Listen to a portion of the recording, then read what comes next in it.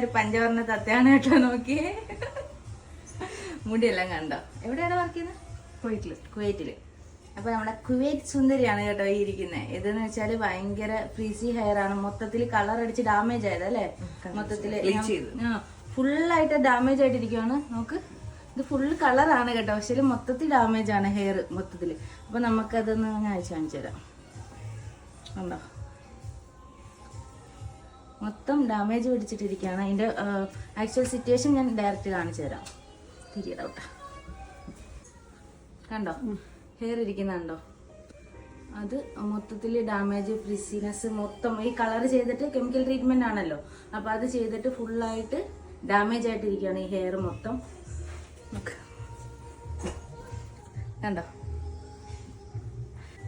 അപ്പൊ ഞങ്ങള് ഇതൊക്കെ റെഡിയാക്കിയതാ. ഈ വാല കിടക്കുന്ന മുടിയൊക്കെ അടിപൊളിയാക്കി സെറ്റാക്കി കുവൈറ്റിലെ സുന്ദരിയെ ഞങ്ങൾ ഒന്നും കൂടി സുന്ദരിയാക്കാൻ പോവാണ് കേട്ടോ. അപ്പൊ സുന്ദരിയാവാം നമുക്ക്. ഓക്കെ, എന്തെങ്കിലും പറയാനുണ്ടോ? ഒന്നുമില്ല.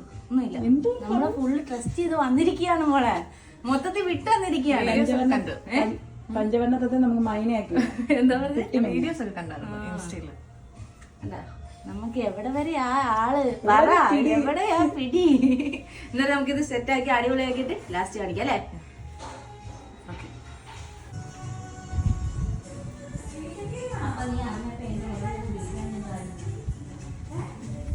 കുവൈറ്റ് സുന്ദരി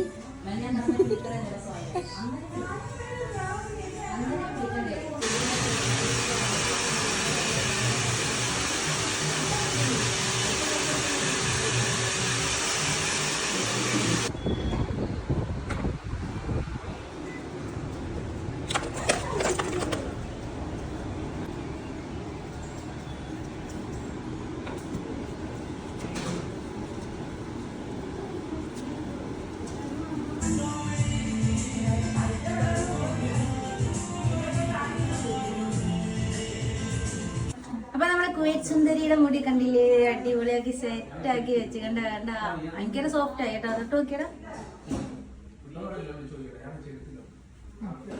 ഭയങ്കര സോഫ്റ്റ് ആയി, നല്ല ലുക്കായി. കാണണം, ബാക്ക് വശം കാണിച്ചു തരാം. കണ്ട